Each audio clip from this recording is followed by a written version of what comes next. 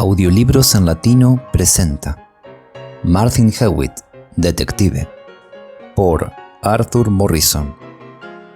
En El caso de la niña Seton.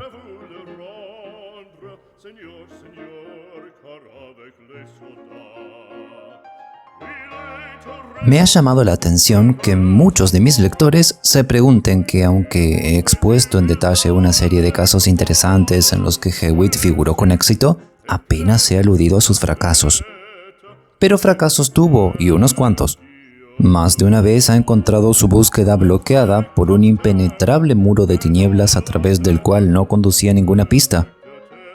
En otras ocasiones ha perdido tiempo en una pista falsa mientras su presa escapaba. Y en otros, la estupidez o la inexactitud de alguna persona de la que ha dependido para obtener información ha frustrado sus planes. La razón por la que ninguno de estos casos ha sido incluido en los presentes artículos es simplemente esta: que un problema sin respuesta, un enigma sin explicación, o un incidente sin un final satisfactorio, por regla general se presta muy poco a los propósitos de la narrativa popular, y a menudo es difícil de entender y apreciar cualquier grado de habilidad y perspicacia a menos que produzca un resultado claro e inteligible.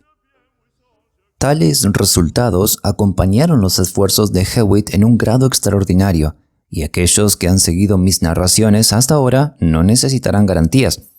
Pero además, las imposibilidades siguen siendo imposibilidades, tanto para Hewitt como para la criatura más aburrida del mundo. En alguna otra ocasión, quizás pueda exponer extensamente un caso en el que Martin Hewitt logró nada más que un fracaso rotundo. Pero por el momento me contentaré con un caso que, aunque al final quedó completamente aclarado, desconcertó durante algún tiempo a Hewitt debido a algunas de las razones a las que he aludido.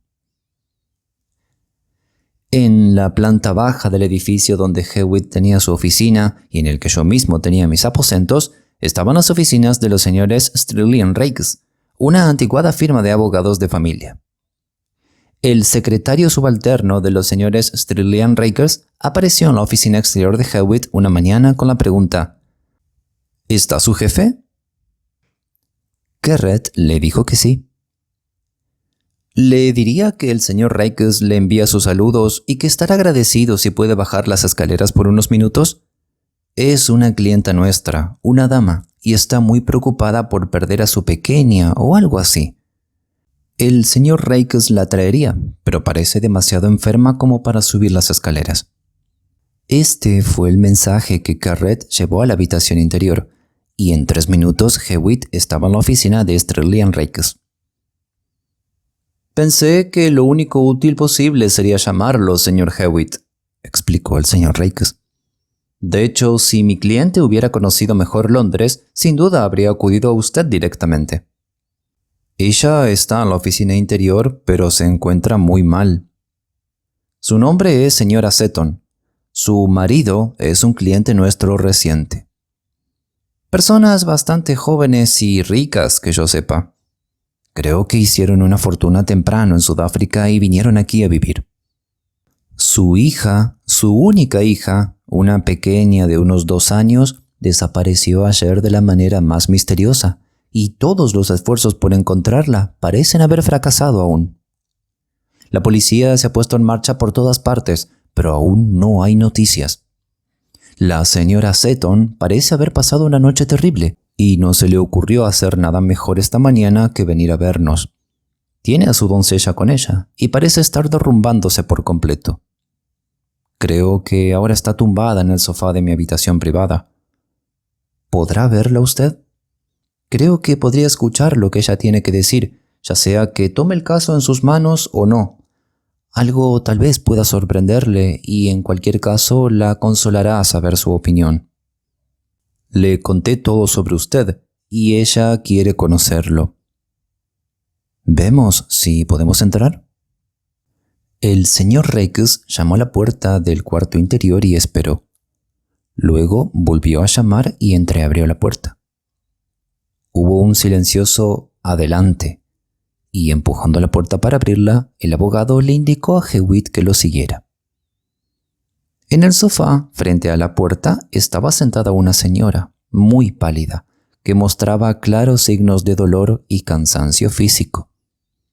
Un pesado velo estaba echado hacia atrás sobre su sombrero y su doncella estaba de pie a su lado sosteniendo una botella de sales. Cuando vio a Hewitt, hizo un ademán de levantarse, pero él se adelantó rápidamente y le puso la mano en el hombro. «Le ruego que no se moleste, señora Seton», dijo.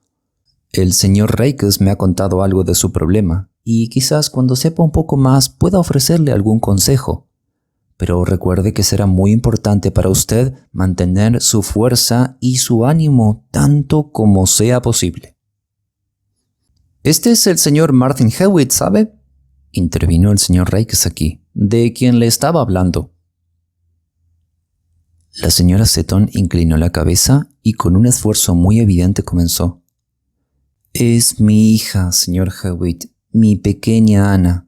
No podemos encontrarla». «El señor Raikes me lo ha dicho. ¿Cuándo vio a la niña por última vez?» «Ayer por la mañana. Su niñera la dejó sentada en el suelo en una habitación que llamamos la pequeña sala de estar, donde a veces le permitíamos jugar cuando la niñera no estaba, porque la guardería no podía oírse, excepto desde los dormitorios. Yo misma estaba en la gran sala de estar y como parecía estar muy callada, fui a mirar y descubrí que no estaba allí». «Seguramente habrá buscado en otras partes de la casa, ¿no?». «Sí, pero no estaba y ninguno de los sirvientes la había visto. Al principio supuse que su niñera había vuelto al pequeño salón y se la había llevado con ella. Yo le había enviado a hacer un recado, pero cuando volvió me di cuenta de que no era así». «¿Ya camina?». «Oh, sí, puede caminar bastante bien, pero difícilmente podría haber salido de la habitación sin que yo la oyera. Las dos habitaciones, la sala de estar y la pequeña sala de estar, están en lados opuestos del mismo pasillo». «¿Las puertas están una frente a la otra?». «No, la puerta de la habitación pequeña está más arriba en el pasillo que la otra, pero en cualquier caso no estaba en ninguna parte de la casa». «Pero si salió de la habitación, debe haber salido de alguna manera. ¿No hay otra puerta?». «Sí, hay una ventana francesa, con los paneles inferiores de madera en la habitación, de a unos pocos escalones que bajan el jardín, pero esa estaba cerrada y trabada por dentro». «Supongo que no encontró ningún rastro de ella en todo el recinto». «Ni rastros de ningún tipo, ni nadie en el lugar que la haya visto». ¿Usted misma realmente la vio en esa habitación o solo tiene la palabra de la cuidadora para eso?» «Vi cuando la puso allí. Ella la dejó jugando con una caja de juguetes. Cuando fui a buscarla, los juguetes estaban allí, esparcidos por el piso, pero ella se había ido». La señora Seton se hundió en los brazos de su doncella y su pecho se agitó. «Estoy seguro», dijo Hewitt, «de que mantendrá los nervios tan firmes como pueda, señora Seton. Mucho puede depender de ello. Si no tiene nada más que decirme ahora, creo que iré a su casa de inmediato. Hablaré e interrogaré a sus sirvientes yo mismo. Mientras tanto, ¿qué se ha hecho en el lugar?». «La policía ha sido notificada en todos lados, señor Hewitt», dijo Raikes, entregándole un papel, mostrándole un aviso que contenía la descripción de la niña y ofreciendo una recompensa que se estaba distribuyendo. Hewitt miró el anuncio y asintió. «Esto está bastante correcto», dijo, «por lo que puedo decir en este momento, pero debería ver el lugar allí. ¿Se siente lo bastante fuerte como para volver a casa ahora, señora Seton?».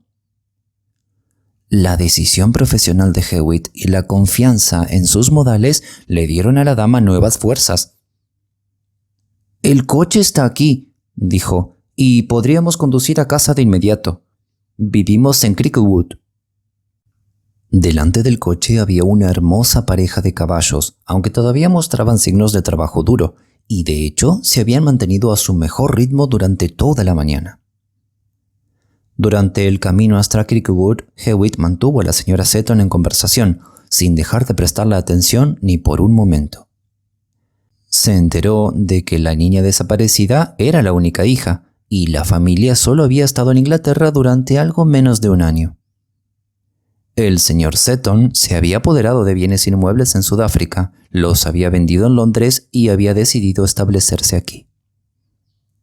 Un poco más allá de Shroud Hill, el cochero giró a su par a la izquierda y al cruzar la puerta se detuvo ante una casa grande y anticuada. Hewitt comenzó inmediatamente un examen completo de las instalaciones. Descubrió que las posibles salidas de los terrenos eran 4.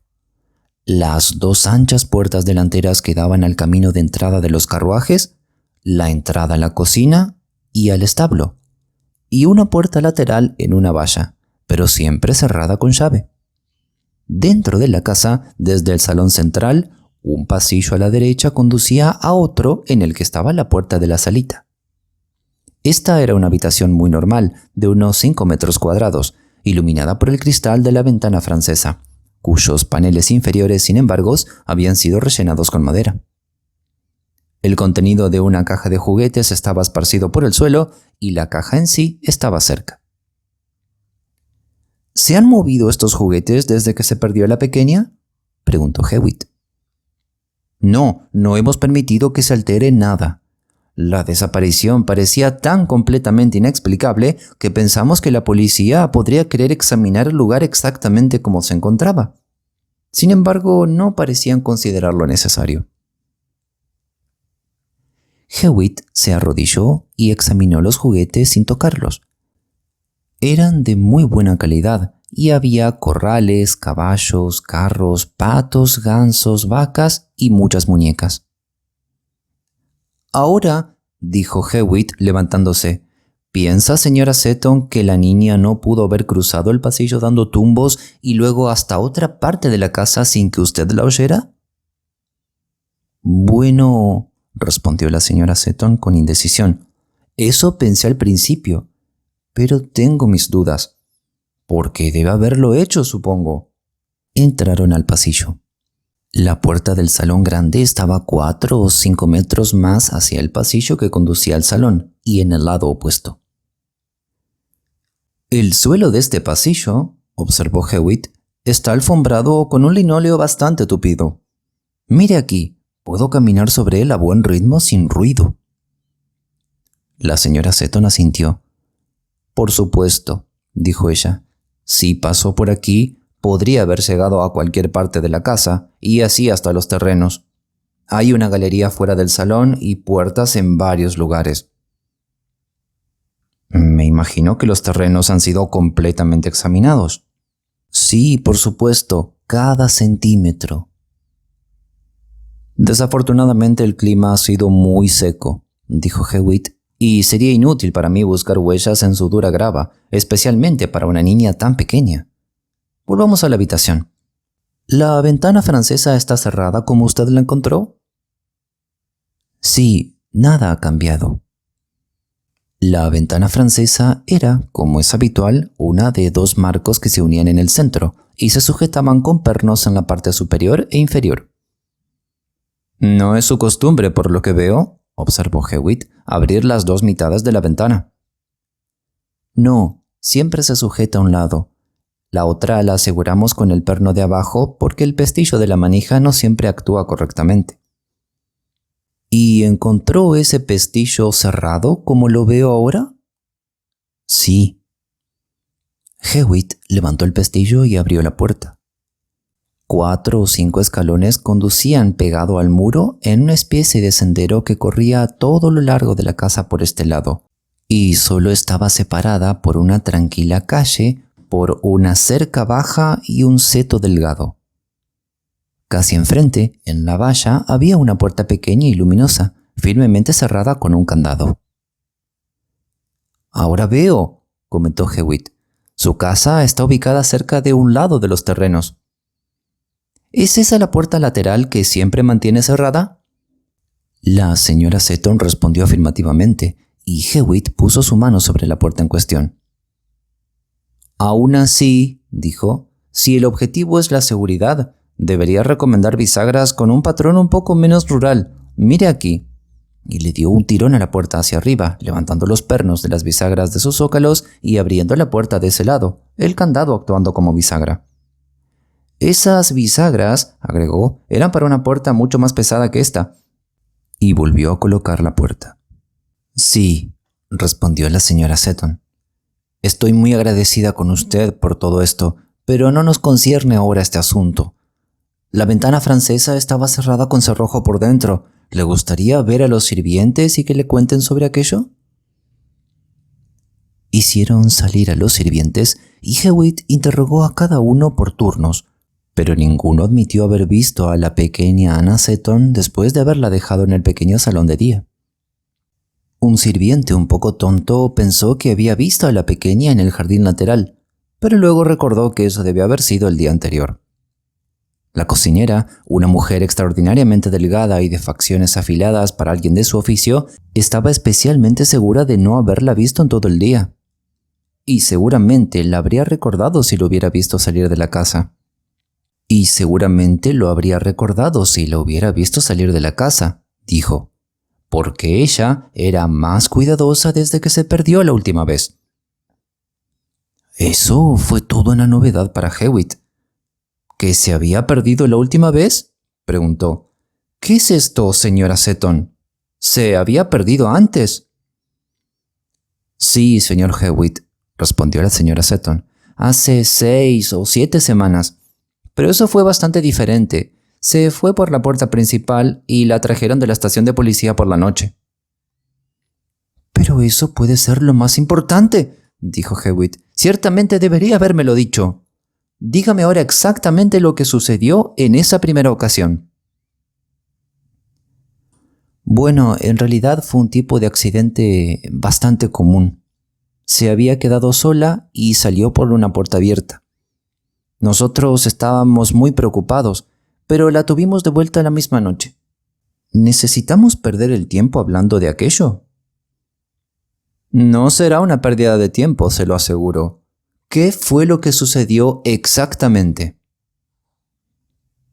Bien, pues la niñera estaba a punto de llevarla a dar un pequeño paseo justo antes del almuerzo.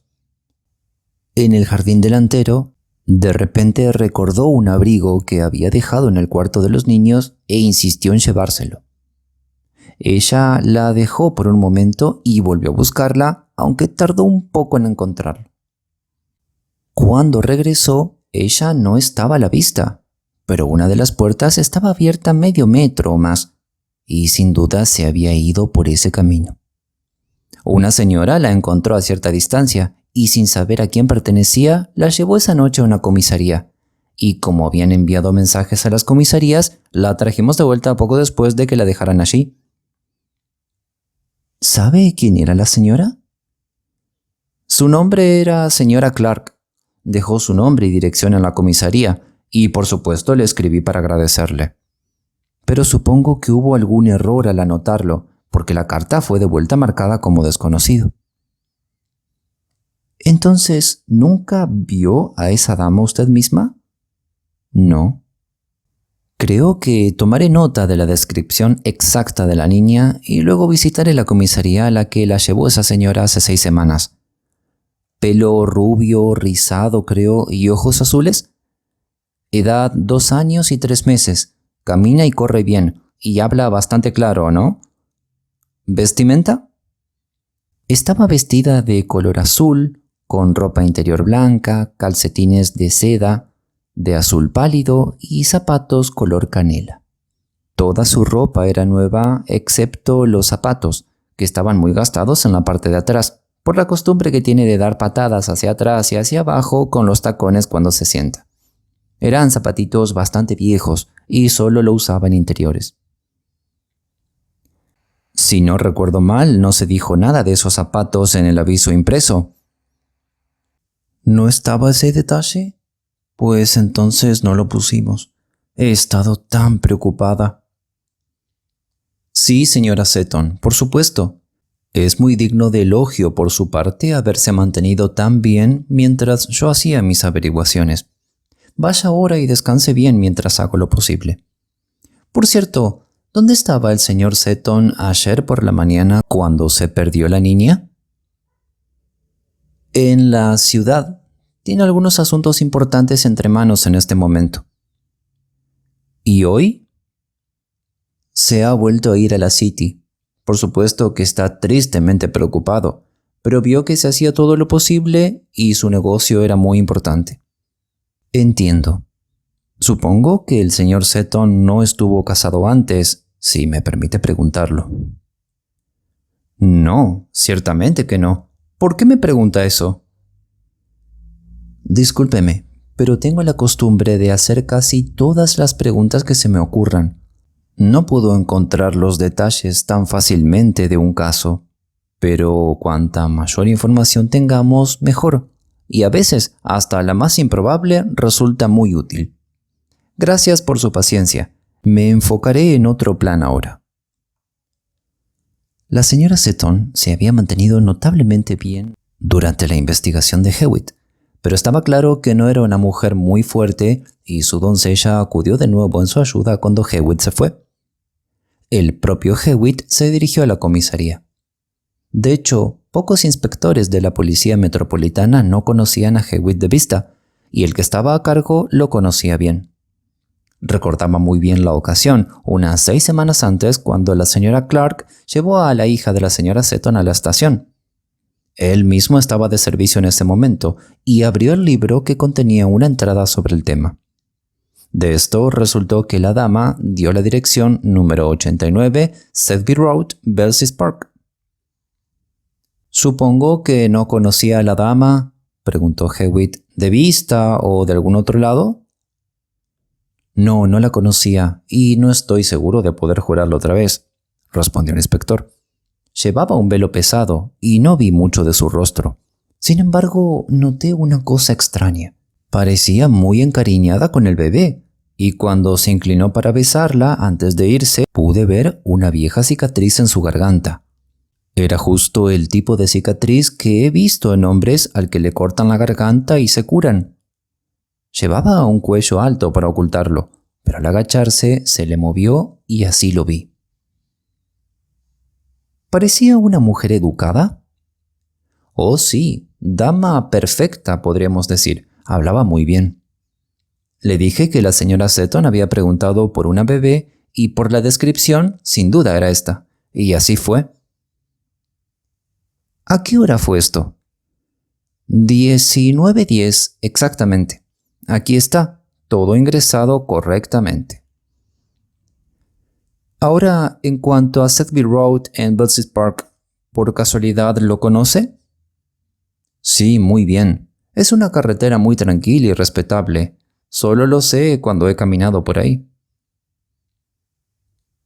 Veo un directorio suburbano en el estante detrás de usted.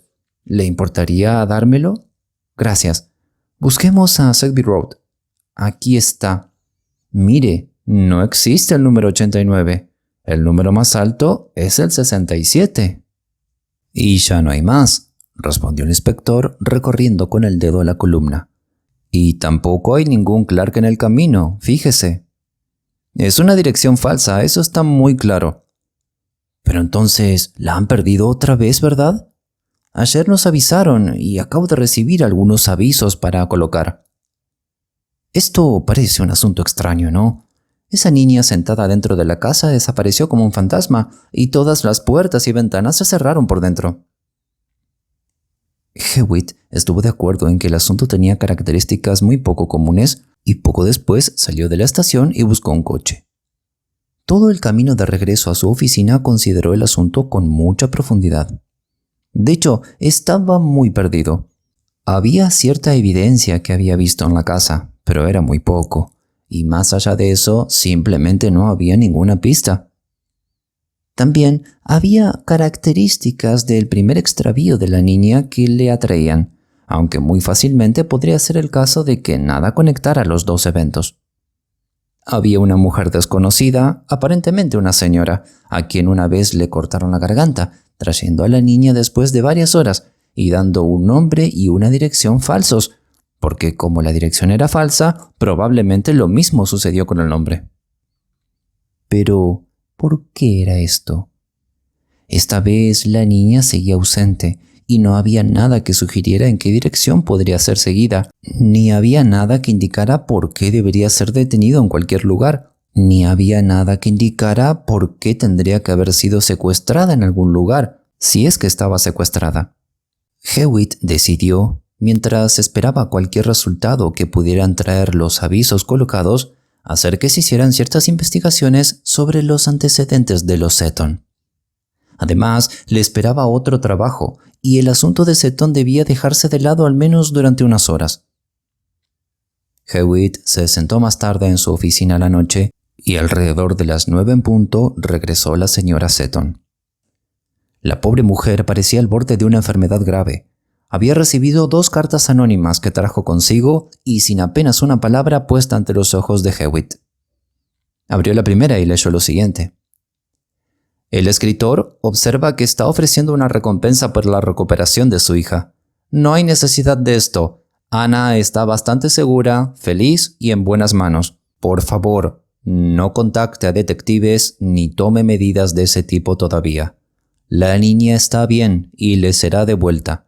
Eso se lo juro solemnemente. Su misión es de misericordia. Le ruego que tenga paciencia. Hewitt giró la carta y el sobre en su mano. Buen papel, del mismo tipo que el sobre, comentó. Pero solo media hoja, recién arrancada, probablemente porque el otro lado tenía un encabezamiento de dirección. Por lo tanto, lo más probable es que provenga de una casa respetable. La escritura es de una mujer, y buena, aunque la escritora estaba agitada cuando lo hizo. Publicado esta tarde, en Willesden. Ya ve, dijo la señora Seton ansiosamente. Ella sabe su nombre. Ella la llama Ana. Sí, respondió Hewitt. Puede que haya algo en eso o puede que no. El nombre de Ana Seton está en los avisos, ¿no? Y han sido visibles públicamente todo el día. Por eso el nombre se explica en toda la carta. Pero el escritor dice que el encargo de la niña es uno de misericordia. La pequeña puede ser muy inteligente, sin duda lo es, pero los niños de 2 años, por regla general, no practican los encargos de la misericordia, ni tampoco encargos de ningún tipo. ¿Se le ocurre algo, señora Seton, en relación con la historia de su familia o cualquier otra cosa que pueda arrojar luz sobre esta frase? Él la miró intensamente mientras preguntaba, pero su expresión era simplemente de duda en blanco, mientras sacudía la cabeza lentamente y respondía negativamente. Hewitt miró la otra carta y leyó esto. Señora, si quiere a su hija, será mejor que haga un arreglo conmigo. Cree que se ha extraviado, pero en realidad se la han robado y no sabe por quién. Nunca la recuperará excepto a través de mí, puede estar seguro de eso. ¿Está dispuesta a pagarme 100 libras? 100 libras esterlinas, si se la entrego sin hacer preguntas. Su recompensa actual, 20 libras esterlinas, es insignificante, y finalmente puede despedirse de su hija si no acepta mis condiciones. Si lo hace, póngalo en un anuncio en el Standard, dirigido a Veritas. La letra de un hombre, comentó Hewitt, bastante bien formada, pero inestable. El escritor no goza de buena salud. Cada línea se tambalea en una pendiente descendente al final. No debería sorprenderme saber que el caballero bebió. Matasellos, Hampstead. Publicada esta tarde también. Pero lo llamativo es el papel y el sobre. Cada uno de ellos es exactamente del mismo tipo y tamaño que los de la otra carta. El papel también es media hoja y está arrancado del mismo lado que el otro. Confirmación de mi sospecha de que el objeto es deshacerse de la dirección impresa. Me sorprendería que ambos no fueran escritos en la misma casa. Y esto parece que hay un traidor en el campo del enemigo. La pregunta es, ¿quién es el traidor? Hewitt miró atentamente las cartas durante unos segundos y luego continuó. Claro, dijo. Si estas cartas están escritas por personas que saben algo sobre el asunto, uno de ellos está mintiendo. La mujer promete que la niña será devuelta sin recompensa ni búsqueda, y habla generalmente como si quitarle la niña o el abandono o lo que fuera un procedimiento muy virtuoso. El hombre dice claramente que la niña ha sido robada, sin tratar de disimular el asunto, y afirma que nada recuperará a la niña excepto un fuerte chantaje, una historia muy diferente. Por otro lado, ¿puede haber algún diseño concertado en estas dos cartas? ¿Estarán destinadas cada una por su lado a jugar hasta cierto resultado? Hewitt hizo una pausa y pensó. Luego preguntó de repente, ¿reconoce algo familiar en la letra o en el papel de estas cartas? No, nada. Muy bien, dijo Hewitt. Creo que nos estamos acercando más al chantajista. No es necesario que se comprometa a pagar nada. Pero, señor Hewitt, con gusto pagaré o haré lo que sea. Las 100 libras no son nada. Le pagaré con mucho gusto si solo puedo volver a tener a mi querida hijita. Bueno, ya veremos. Es posible que el hombre no sea capaz de hacer lo que ofrece, pero eso lo vamos a probar. Ya es demasiado tarde para hacer un anuncio en el Standard de mañana por la mañana, pero está el Evening Standard, quizá incluso quiere decir eso, y el de la mañana siguiente. Haré que se inserte un anuncio en ambos, invitando a este hombre a concertar una cita y probar la autenticidad de su oferta. Eso lo traerá si quiere el dinero, y puede hacer cualquier cosa por él. ¿No tiene nada más que decirme? Nada. ¿Pero no ha averiguado nada por usted mismo? No diga que tengo que pasar otra noche en un suspenso tan espantoso. Me temo, señora Seton, que debo pedirle que tenga un poco más de paciencia. He averiguado algo, pero no me ha llevado lejos todavía. Recuerde que si hay algo en absoluto en estas cartas anónimas, y creo que lo hay, la niña está a salvo, y puede ser encontrada de una forma u otra. Ambos están de acuerdo en eso. Esto lo dijo principalmente para consolar a su cliente, porque de hecho había averiguado muy poco. Sus noticias de la ciudad en cuanto a la historia temprana del señor Seton habían sido muy escasas. Era conocido como un especulador de éxito, y eso era casi todo. Había una noción indefinida de que había estado casado una vez antes, pero nada más. Durante todo el día siguiente, Hewitt no hizo nada del caso. Otro asunto, un compromiso anterior, lo mantuvo trabajando duro en su oficina todo el día y, de no haber sido así, poco podría haber hecho. Sus investigaciones en la ciudad aún estaban en curso y esperaba además una respuesta del anuncio. Pero a eso de las 7:30 de la noche llegó este telegrama. La niña regresó. Venga. Seton. Al cabo de 5 minutos, Hewitt se dirigía hacia el noroeste en un cabriolé y al cabo de media hora tocaba el timbre de la casa de los Seton. En el interior, la señora Seton todavía estaba medio histérica, estrechando a la niña, una pequeña de aspecto inteligente, en sus brazos y negándose a soltarla por un momento. El señor Seton se paró frente al fuego en la misma habitación. Era un hombre de aspecto elegante, escrupulosamente vestido, de unos 35 años, y empezó a explicar su telegrama en cuanto le dio las buenas noches a Hewitt. «La niña está de vuelta», dijo, «y por supuesto eso es lo mejor. Pero no estoy satisfecho, señor Hewitt. Quiero saber por qué se la llevaron y quiero castigar a alguien. Es algo muy raro. Mi pobre esposa ha estado yendo y viniendo todo el día. Lo visitó, por cierto, pero usted no estaba». Hewitt le dio crédito a Kerret, a quien le habían dicho que no debía ser molestado. «Y ella ha estado en todos lados, en todos lugares inútilmente, incapaz de descansar, por supuesto. Bueno, he estado en casa desde las 4:30, y a eso de las 6 estaba fumando en el pequeño salón de día, a menudo lo uso como sala de fumadores, y mirando por la ventana francesa. Salí de allí y media hora o más después, cuando estaba oscureciendo, recordé que había dejado abierta la ventana francesa y envié a un sirviente para que la cerrara. Ella fue directamente a la habitación y allí, en el piso, donde fue vista por última vez, encontró a la niña jugando con sus juguetes como si nada hubiera pasado. ¿Y cómo estaba vestido? ¿Cómo está ahora? Sí, tal como estaba cuando desapareció.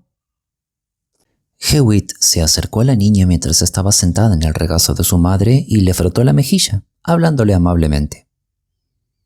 La pequeña miró hacia arriba y sonrió, y Hewitt observó. Una cosa llama la atención. Esta ropa está casi limpia. Los niños pequeños no mantienen limpio un mono blanco durante 3 días, ¿verdad? Y mire esos zapatos, ¿no son nuevos? Los que tenían eran viejos, creo que dijo, y de color canela. Los zapatos que ahora calzaba la niña eran de cuero blanco, con una notable ornamentación cosida en seda. Su madre no los había notado antes, y mientras miraba, él levantó más su pequeño pie y dijo: «Mira, mami, mis zapatos nuevos». «Pregúntele», sugirió Hewitt apresuradamente, «¿quién se los dio?». Su madre le preguntó, y la pequeña parecía desconcertada. Después de una pausa, dijo: «Mamá». «No», respondió su madre, «yo no te los di». Pensó un momento y luego dijo: «No, no tú, mamá. Claro que no». Y durante un rato después de eso, la única respuesta que pudo obtener de ella fue: «Claro que no», que parecía ser una de sus frases favoritas. ¿Le ha preguntado dónde ha estado? Sí, respondió su madre, pero él solo dice tata. Pregúntele de nuevo. Ella lo hizo. Esta vez, después de reflexionar un poco, señaló con su brazo regordete hacia la puerta y dijo: «Aquí». «¿Quién te llevó?», preguntó la señora Seton. De nuevo, Ana parecía perpleja. Luego, mirando dudosa a su mamá, dijo: «Mami». «No, mami», respondió ella, y su respuesta fue: «Claro que no», después de lo cual intentó subirse a su hombro. Luego, por sugerencia de Hewitt, se le preguntó a quién iba a ver. Esta vez la respuesta fue rápida. «Pobre papá», dijo. «¿Qué? ¿Este papá?» «No, no tu papá. Claro que no». Y eso fue todo lo que se pudo obtener de ella. «Probablemente dirá cosas en los próximos 1 o 2 días que puedan ser útiles», dijo Hewitt, «si escucha con bastante atención. Ahora me gustaría ir a la pequeña sala de estar». En la sala de estar, la puerta aún estaba abierta. Afuera, la luna ya estaba visible y hacía que la noche fuera casi tan clara como el día. Hewitt examinó los escalones y el camino a sus pies, pero todo estaba seco y duro, y no se veían huellas. Luego, cuando su mirada se posó en la pequeña puerta, «¡Mire aquí!», exclamó de repente. «Alguien ha estado levantando la puerta, como le mostré a la señora Seton la última vez que estuve aquí. La puerta ha sido reemplazada a toda prisa, y solo la bisagra superior se ha caído en su lugar. La de abajo está desarticulada». Levantó la puerta una vez más y la volvió a colocar. El suelo a lo largo de su pie era más blando que en las partes circundantes, y aquí Hewitt percibió la huella de un tacón. Era la marca del tacón de una bota de mujer, pequeña y afilada y con la forma habitual de D curva. En ningún otro lugar dentro o fuera había la más mínima marca. Hewitt recorrió cierta distancia en ambos sentidos por la zona exterior, pero sin descubrir nada más. «Creo que tomaré prestados esos zapatos nuevos», dijo Hewitt a su regreso. «Me parece que debería estar dispuesto a investigar más en cualquier caso para mi propia satisfacción. Me interesa el asunto. Por cierto, señora Seton, dígame, ¿es más probable que estos zapatos se hayan comprado en un zapatero normal o en una tienda de ropa de bebé?» «Ciertamente debería decir en una tienda de ropa de bebé», respondió la señora Seton. «Son de excelente calidad, y para zapatos de bebé de esta elegante descripción uno nunca iría a un zapatero ordinario».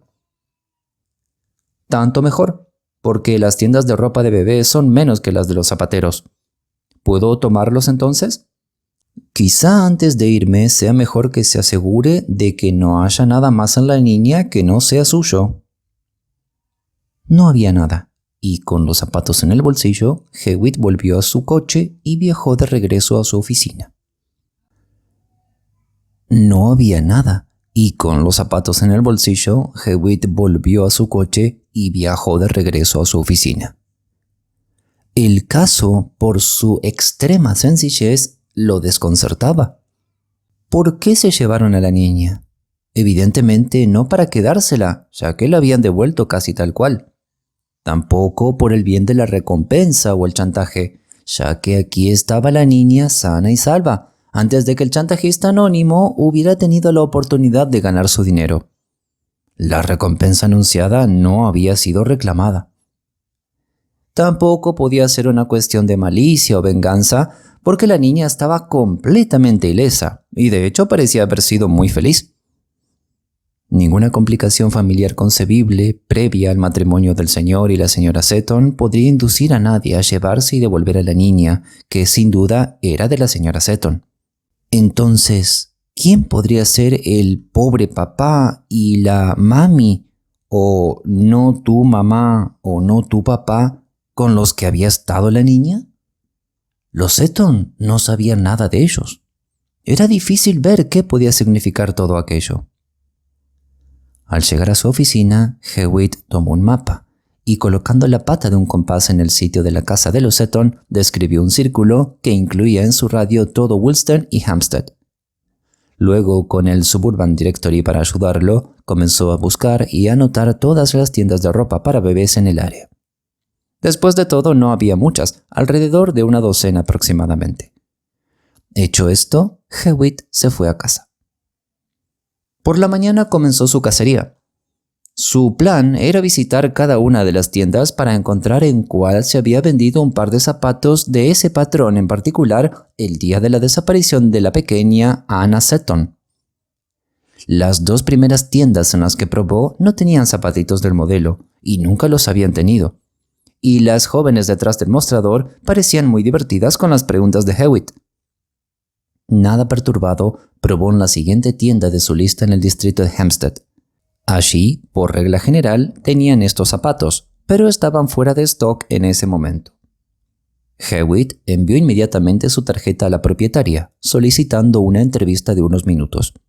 La dama, una dama muy digna, vestida de seda negra, rizos grises como tirabuzones y anteojos, salió con la tarjeta de Hewitt entre los dedos.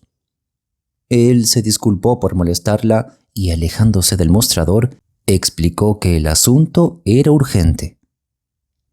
Una persona no autorizada se ha llevado a una niña, a quien estoy tratando de rastrear. Esta persona compró este par de zapatos el lunes. Veo que trabaja con esta línea, aunque en el momento no están en stock, y dado que parecen ser de un tipo muy poco común, posiblemente los hayan comprado aquí. La señora los miró. Sí, dijo, este patrón de zapato está hecho especialmente para mí. No creo que pueda comprarlos en otros lugares. Entonces, ¿puedo pedirle que pregunte a sus asistentes si se vendió alguno el lunes? ¿Y a quién? Claro que sí. A continuación hubo consultas detrás de mostradores y escritorios y exámenes de los libros. Al final, la propietaria se acercó a Hewitt, seguida de una joven de aspecto bastante impertinente y segura de sí misma.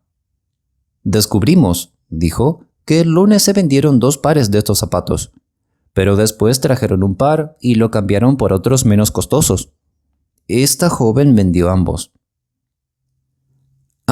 Entonces posiblemente ella recuerde algo de la persona que compró el par que no fue intercambiado. Sí, respondió el ayudante de inmediato dirigiéndose a la señora. Era la criada de la señora Baxter. La propietaria frunció el ceño ligeramente. Oh, sí, la conozco, dijo. La señora Baxter, ¿verdad? Ha habido preguntas sobre la señora Baxter antes, creo, pero no aquí. La señora Baxter es una mujer que se preocupa por los bebés y se dice que hace un negocio al adoptarlos o encontrar personas ansiosas por adoptarlos. La verdad es que no sé nada de ella ni quiero saberlo. Vive en algún lugar no muy lejano y creo que puede conseguir su dirección en la frutería que está a la vuelta de la esquina. ¿Tiene más de un sirviente? Oh, creo que no, pero sin duda el verdulero puede decirle. La dama pareció considerar una afrenta que se supusiera que sabía algo de la señora Baxter y, en consecuencia, Hewitt se dirigió a la verdulería. Ahora bien, este fue solo uno de esos casos en los que la dependencia de la información proporcionada por otras personas puso a Hewitt en la pista equivocada. Pasó todo ese día en una fatigosa persecución de la empleada de la señora Baxter, con aventuras bastante divertidas en sí mismas, pero bastante irrelevantes para el caso Seton. Al final, cuando la encontró y procedió a abrir toda una serie de averiguaciones, alegando una apuesta con un amigo de que los zapatos no podían ser emparejados, pronto descubrió que ella había sido la compradora que, después de comprar solo tal par de zapatos, había regresado y los había cambiado por algo más barato. El único resultado de su visita a la tienda de ropa de bebé fue la pérdida de un día. De hecho, fue solo uno de esos controles que, si bien pueden obstaculizar el progreso de una narrativa para la lectura popular, son, sin embargo, inseparables de la experiencia práctica de la profesión de Hewitt. Con una rabia muy natural en su corazón, pero con un exterior lo más cortés posible, Hewitt regresó a la tienda de ropa de bebé por la noche. Todo el caso parecía desprovisto de pruebas útiles y en cada momento se había encontrado indefenso. En la tienda, la joven segura de sí misma admitió con calma que poco después de que él se fuera, algo le había hecho recordar que era el otro cliente quien se había quedado con los zapatos blancos y no la sirvienta de la señora Baxter. ¿Y conoce al otro cliente?, preguntó. No, esta señora era bastante extraña. Trajo a una niña pequeña en un coche y le compró muchas cosas. Un traje de ropa para el aire libre y los zapatos. Ah, ahora probablemente es lo que quiero. ¿Puede recordar algo de esa niña? Sí, era una niña muy bonita, de unos 2 años más o menos, con rizos. Ella la llamó Ana. ¿Le puso las cosas en la tienda? No el vestido, pero ella le puso el abrigo, el sombrero y los zapatos. Puedo recordarlo todo ahora bastante bien, ahora que he tenido tiempo para pensar. Entonces, ¿qué zapatos tenía la niña cuando entró? Unos bastante viejos de color canela. Entonces creo que esta es la persona que busco. Dice que nunca la vio en ningún otro momento, antes o después. Intente describirla, por favor. Pues era una señora bien vestida, de negro. Tenía un cuello muy alto para ocultar una cicatriz en el cuello, como las cicatrices que tienen las personas a veces después de los abscesos, me parece. Pude verlo desde un lado cuando ella se agachó. ¿Y está seguro de que no envió nada a casa? ¿Se llevó todo con ella? Sí, no se envió nada. De lo contrario, deberíamos saber su dirección, ya sabe. Ella no pagó con ningún cheque, ¿verdad? No, en efectivo. Hewitt se fue con un poco más de ceremonia y se dirigió lo mejor que pudo a su amigo el inspector en la comisaría. Aquí estaba otra vez la mujer con el cuello lleno de cicatrices. La libertadora de Ana una vez, ahora su secuestradora. Si tan solo pudiera averiguarse algo más sobre ella, alguna pequeña pista que pudiera revelar su identidad, todo estaría hecho. En la estación, sin embargo, había algo nuevo. Acababa de llegar un hombre muy borracho y se había entregado a sí mismo por secuestrar a la niña Anna Seton, cuya descripción aparecía en el cartel que aún aparecía en el tablón de anuncios fuera de la estación. Cuando llegó Hewitt, el hombre estaba repatingado, miserable y sensiblero. Contra la barandilla y ajeno a la mayoría de las preguntas que le hacían, despotricaba y lloriqueaba alternativamente. Su ropa era buena, aunque estaba salpicado de barro, y su rostro abotagado. Ojos llorosos y una boca floja y trémula proclamaban al borracho habitual. «Diré que me entregaré yo mismo», proclamó con un desesperado intento de dignidad. Me entregaré y me llevaré a la pequeña niña. Me sacrificaré yo mismo. Debo solemnemente sacrificarme a mí mismo en vez de una mujer indefensa. ¿No es así? Pues bien, entonces, fui por el camino, el pequeño camino, compré un par de zapatos. No hay nada malo en eso, ¿verdad? Espero que no. Muy bien, entonces. Y se hundió en lágrimas. ¿Cuál es su nombre?, preguntó el inspector. ¿Qué cuál es mi nombre? ¿Quieres saber mi nombre? No se le pudo sacar nada más, y poco después se lo llevaron a las celdas. Luego Hewitt le preguntó al inspector, ¿qué pasará con él ahora? El inspector se rió. Oh, se pondrá muy sobrio y enfermo y arrepentido por la mañana, dijo, y luego tendrá que enviar a casa por algo de dinero, eso es todo. ¿Y en cuanto a la niña? Oh, se va a olvidar de todo eso, es solo un pobre borracho. La niña ha sido recuperada, me imagino que ya se enteró. Sí, pero todavía estoy detrás de la persona que la secuestró, era una mujer. De hecho, tengo más que sospechas que fue la mujer que trajo a la niña aquí cuando se perdió antes, la que tiene la cicatriz en el cuello, ¿ya la conoce usted? Eso es cierto, dijo el inspector. Bueno, pero ¿para qué la trajo aquí si la quería llevar de nuevo? Eso es lo que quiero averiguar, respondió Hewitt. Y ahora quiero que me haga un favor. Dice que espere a que el hombre de abajo quiera enviar a casa por la mañana por dinero. Bueno, quiero ser el mensajero. El inspector abrió los ojos. ¿Quiere ser el mensajero? Bueno, eso es fácil, si está usted aquí en ese momento. Pero, ¿por qué lo desea usted? Bueno, tengo una especie de corazonada de que sea algo sobre su familia, y quiero asegurarme. ¿Le parece que esté aquí a las 8 o 9 de la mañana? Como le guste. Supongo que estará pidiendo a gritos la libertad bajo fianza antes de las 8. Muy bien, entonces a las 8. Buenas noches.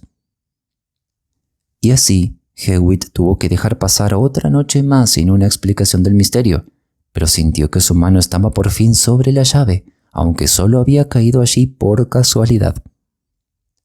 A las 8 de la mañana, puntual a su hora, se encontraba en la comisaría, donde ahora estaba de servicio otro inspector, a quien sin embargo se le había informado del deseo de Hewitt. Ah, dijo, está bien de tiempo, señor Hewitt. Ese prisionero está tan flácido como un harapo ahora. Nos ruega que se lo enviemos a su hermana. Dice que no sabe nada al respecto, que fue toda una cosa de borrachos. Su nombre es Oliver Neal y vive en el número 10 de Morton Terrace, en Hampstead, con su hermana. Su nombre es la señorita Isit, y debe llevar esta nota y traerla hasta aquí, o al menos algo de dinero. Y tiene que decirle que el hombre está verdaderamente arrepentido, concluyó el inspector con una sonrisa. La distancia era corta, y Hewitt fue caminando. Morton Terrace era una pequeña hilera de villas anticuadas y agradables, cuidadas y cubiertas de hiedra, y el número 10 estaba tan limpio como cualquier otro. Al sirviente que respondió a su llamada, Hewitt se anunció como un caballero con un mensaje del hermano de la señora Isit. Esto no pareció predisponer a la chica a favor de Hewitt, y ella retrocedió hasta el final del pasillo y se comunicó con alguien en las escaleras antes de finalmente llevar a Hewitt a una habitación, donde fue seguido rápidamente por la señorita Isit. Era una mujer bastante alta, de unos 38 años, y probablemente había sido atractiva, aunque ahora su rostro mostraba arrugas de triste pena. Hewitt notó que llevaba un cuello negro muy alto. «Buenos días», dijo. «Me temo que mi misión no es del todo agradable. El hecho es que su hermano, el señor Neal, no estaba del todo sobrio anoche y ahora está en la comisaría, donde escribió esta nota». La señora Isit no pareció sorprendida y tomó la nota sin más que un suspiro. «Sí», dijo, No se puede ocultar. Esta no es la primera vez para muchos, como probablemente sabrán si son amigos suyos. Leyó la nota y mientras miraba hacia arriba, Hewitt dijo: No lo conozco desde hace mucho tiempo. Estuve en la estación anoche y me llamó la atención al insistir en su estado de ebriedad en entregarse por haber secuestrado a una niña, Anna Seton. La mujer se sobresaltó como si le hubieran disparado. Con las mejillas pálidas miró temerosa a la cara de Hewitt y allí se encontró con una mirada aguda que parecía leer su cerebro. Vio que su secreto era conocido, pero por un momento luchó y sus labios se movieron convulsivamente. ¿Anna Seton? —¿Anna Seton? —dijo ella. —Sí, señora, ese es el nombre. La niña de hecho fue robada por la persona que le compró estos zapatos. ¿Los reconoce? Sacó los zapatos y los sostuvo frente a ella. La mujer se hundió en el sofá detrás, aterrorizada, pero incapaz de apartar los ojos de los de Hewitt. —Vamos, vamos —dijo Hewitt—. Ha sido reconocida. Aquí está mi tarjeta. Los padres de la niña me encargan que busque quién se la llevó, y creo que lo he logrado. Ella tomó la tarjeta y la miró aturdida. Luego se hundió con un sollozo quejumbroso con la cara en la cabecera del sofá, y cuando lo hizo, Hewitt pudo ver una cicatriz en un lado de su cuello que se asomaba por encima. —¡Ay, Dios mío! —la mujer gimió—. Entonces, ¿ha llegado hasta eso? Él morirá, él morirá. La angustia de la mujer era lamentable de ver. Hewitt había llegado hasta el punto y estaba dispuesto a perdonarla. Puso su mano sobre su hombro agitado y le rogó que no se desespere.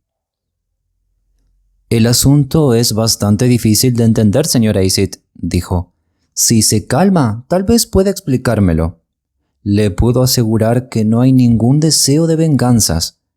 Me temo que mi actitud le molestó, pero por favor tranquilícese. ¿Puedo sentarme? Nadie, por sus modales, podía restaurar más fácilmente la confianza que Hewitt cuando él quería. La señora Isid levantó la cabeza y lo miró una vez más con una expresión preocupada aunque más tranquila. —Creo que le escribió a la señora Seton una carta anónima —dijo Hewitt, mostrando la primera de las que la señora Seton le había traído. Fue muy amable de su parte tranquilizar a la pobre mujer.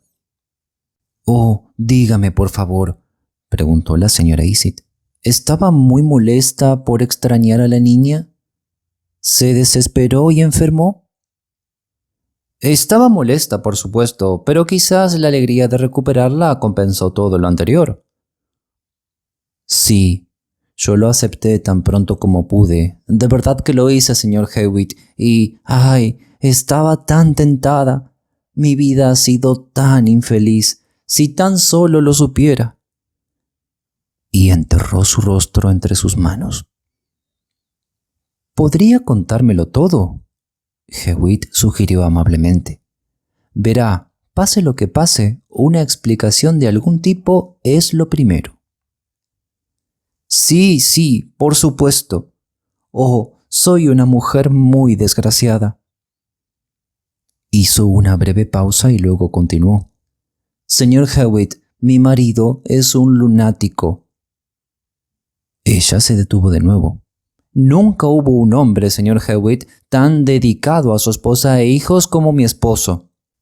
Soportó incluso la presencia molesta de mi hermano, a quien usted conoció, porque ese es mi hermano. Pero hace poco más de un año, a raíz de un accidente, se le formó un tumor en el cerebro. La cosa es incurable, excepto como posibilidad remota por una operación muy peligrosa, que los médicos temen intentar hasta que haya condiciones más favorables. Sin eso, verá, él morirá, señor, tarde o temprano.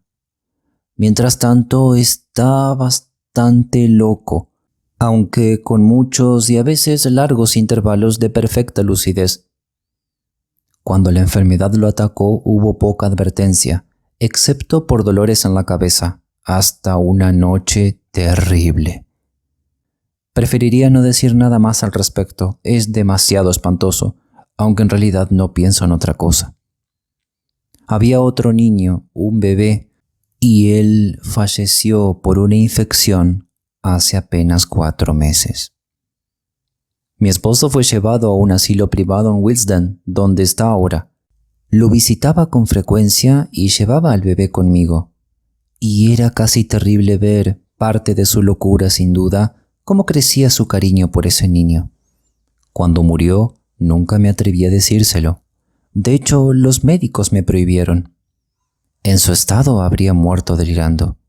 Pero él lo pedía, a veces con seriedad, a veces con enojo, hasta que casi tuve miedo de visitarlo. Entonces comenzó a exigirlo a los médicos y asistentes, y su entusiasmo aumentaba día a día. Me dijeron que me preparara para lo peor. Cuando lo visitaba, a veces no me reconocía, y otras exigía con fiereza al niño. Debo decirles que recién por esta época se descubrió que el tumor existía y se sugirió la idea de la operación, pero por supuesto era imposible en su estado perturbado. Apenas me atreví a ir a verlo y sin embargo tanto lo deseaba. De hecho, el Dr. Bailey sugirió que posiblemente podríamos encontrar que se tranquilizara mostrándole a otro niño, pero yo misma sentí que eso era muy poco probable. Fue mientras las cosas estaban en ese estado y hace unas 6 o 7 semanas, cuando caminando hacia Cricklewood una mañana, vi a una pequeña caminando sola, algo que realmente me sorprendió muchísimo por su parecido con nuestro pobrecito. El parecido era uno de esos extraordinarios que solo se encuentran entre los niños pequeños. Esta niña era un poco más grande y más fuerte que el nuestro cuando murió, pero era mayor, probablemente casi de la edad y el tamaño que habría tenido el nuestro si hubiera vivido. No había nadie más a la vista, y me imaginé que la pequeña parecía a punto de llorar, así que me acerqué y le hablé. Claramente se había extraviado y no podía decirme dónde vivía, solo que su nombre era Ana. La tomé en mis brazos y se volvió bastante amigable. Mientras le hablaba, de repente me vino a la mente la sugerencia del Dr. Bailey. Si algún niño podía engañar a mi pobre esposo, seguramente sería la que llevaba conmigo. Por supuesto, tendría que encontrar a sus padres, probablemente a través de la policía. Pero, ¿por qué no llevarlo a Willesden mientras tanto durante 1 hora más o menos? No pude resistir la tentación. Tomé el primer coche disponible. El resultado del experimento casi me asustó. Mi pobre marido recibió a la pequeña con arrebatos de alegría, la besó, rió y lloró por él como una madre más que como un padre, y se negó a entregarlo durante horas. La pequeña, por supuesto, no respondía a su extraño nombre al principio, pero parecía una cosita adaptable, y poco después comenzó a llamar a mi pobre esposo papá. Yo no había sido tan feliz durante meses como cuando los miraba. Le había dicho al Dr. Bailey, lo que me temo que no era estrictamente cierto, que le había pedido prestado a la niña a un amigo. Al final sentí que debía ir y llevar a la pequeña a la policía, y con gran dificultad logré llevármela. Mi pobre esposo llorando como un niño estaba. Bueno, llevé a la pequeña a la estación que juzgué más cercana donde lo encontré y lo entregué al cuidado del inspector. Pero me asusté un poco por haberlo retenido tanto tiempo y di un nombre y una dirección falsos. Mi esposo estuvo callado por algunos días después de esto, pero luego comenzó a preguntar por su hijo con más vehemencia que nunca. Se puso peor y pronto sus delirios fueron terribles. El Dr. Bailey me insistió a que volviera a traer al niño, pero ¿qué podía hacer? Se me ocurrió la idea desesperada de ir a ver a la señora Seton, contarle todo el asunto e implorarle que me permitiera volver a llevarme a la pequeña. Pero entonces, ¿sería eso probable? ¿Permitiría que pusieran a su hija en los brazos de un lunático, uno que de hecho ya había matado a un hijo propio? Sentí que la cosa era imposible. Aún así, fui a la casa y caminé por ella una y otra vez, sin saber muy bien por qué. Y mi pobre esposo en su encierro gritó por su hijo hasta que no me atreví a acercarme a él.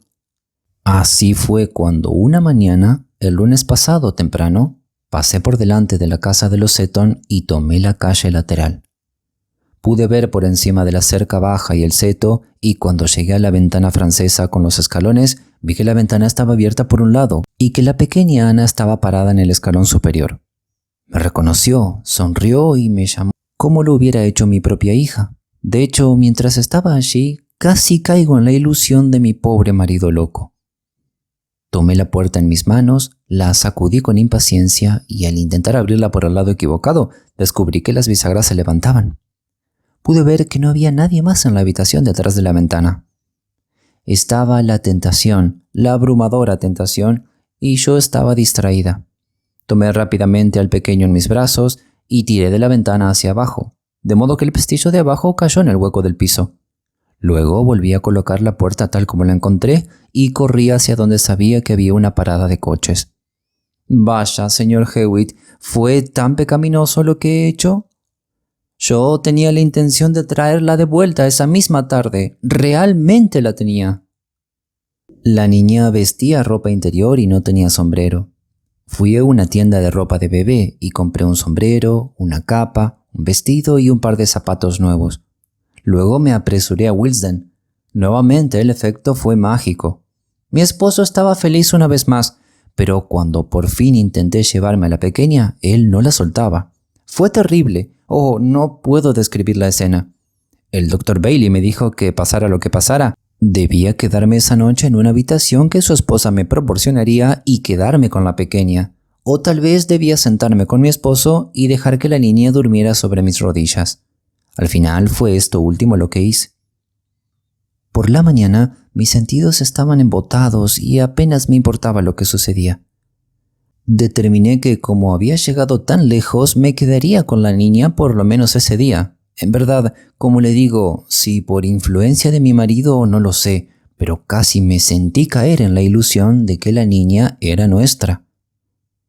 Me fui a casa durante 1 hora al mediodía, llevándome a la pequeña, y luego mi desdichado hermano la vio y me escuchó toda la historia.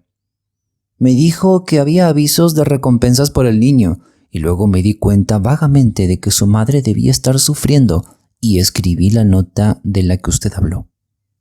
Tal vez tuve alguna pequeña idea de retrasar la persecución, no lo sé. En cualquier caso, la escribí y publiqué en Willesden mientras llegaba. Mi esposo estaba dormido cuando me fui, pero ahora estaba despierto nuevamente y preguntaba por su hijo una vez más. Y hay poco más que decir. Me quedé esa noche y al día siguiente, y para entonces mi esposo se había vuelto tranquilo y racional como no lo había estado en meses. Si solo se puede mantener la mejora, piensan en operar mañana o el día próximo. Cargué a Ana de regreso en la oscuridad con la intención de ponerla dentro de una de las puertas, llamar y observarla a salvo desde un poco de distancia. Pero cuando pasé por la calle lateral vi que la ventana francesa se había abierto de nuevo y no había nadie cerca. Había estado allí antes y me sentí más audaz. Tomé su sombrero y su capa, ya le había cambiado el vestido, y después de darle un beso, la arrojé apresuradamente por la ventana y salí. Pero me había olvidado los zapatos nuevos. Lo recordé, sin embargo, cuando llegué a casa, y de inmediato tuve miedo de que los padres de la pequeña pudieran rastrearme por sus medios. Le mencioné este miedo a mi hermano y pareció asustarlo. Ayer me pidió prestado algo de dinero y al parecer se emborrachó.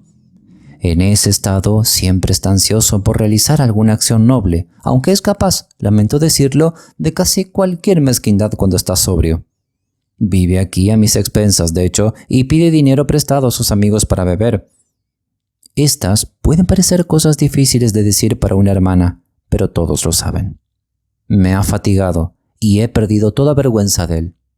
Supongo que en su estado de confusión tuvo la idea de que se acusaría a sí mismo de lo que yo había hecho y así me protegería. Sin embargo, espero que se haya arrepentido de su autosacrificio esta mañana. Hewitt sabía que lo había hecho, pero no dijo nada.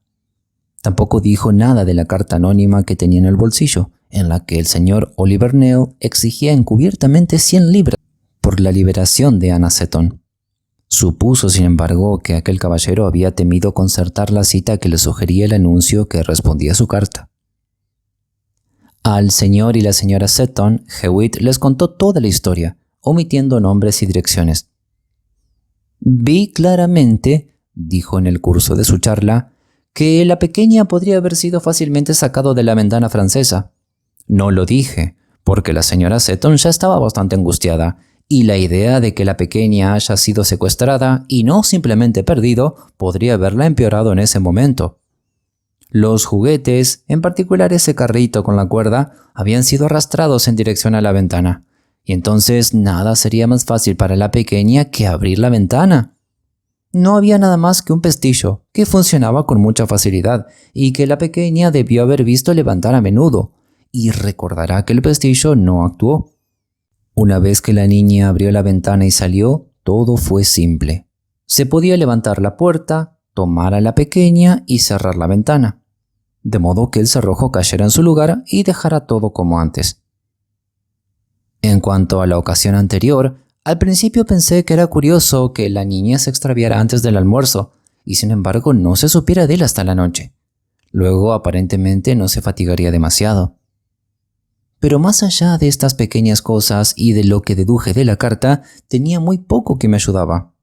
Nada, de hecho, hasta que conseguí los zapatos y no me llevaron muy lejos. Me atrajo la diatriba borracha del señor de la comisaría porque no solo hablaba de quitarle a la pequeña, sino de comprarle zapatos. Ahora nadie podía saber de la compra de los zapatos que no supiera algo más. Pero sabía que era una mujer la que se había llevado a Ana, como usted sabe, por la marca del tacón y la evidencia de la gente de la tienda. De modo que cuando el tonto desconcertado habló de su hermana, sacrificándose por ella y manteniéndola fuera de problemas y etc., repasé el caso en mi mente y hasta donde me atreví lo adiviné correctamente. El inspector de policía no sabía nada del asunto de los zapatos y pensó que todo era más que un altercado de borrachos. «Y ahora», dijo Hewitt, antes de que le diga el nombre de esa mujer, «¿no cree que la pobre criatura ya ha sufrido suficiente?» Tanto la señora Seton como su esposo estuvieron de acuerdo en que lo había hecho y que, en lo que a ellos concernía, no se debían tomar más medidas. Y cuando le dijeron al lugar donde ir, la señora Seton se fue de inmediato a ofrecerle a la señora Isid su perdón y simpatía. Pero el castigo de la señora Isid llegó en 24 horas, cuando su esposo murió en manos del cirujano.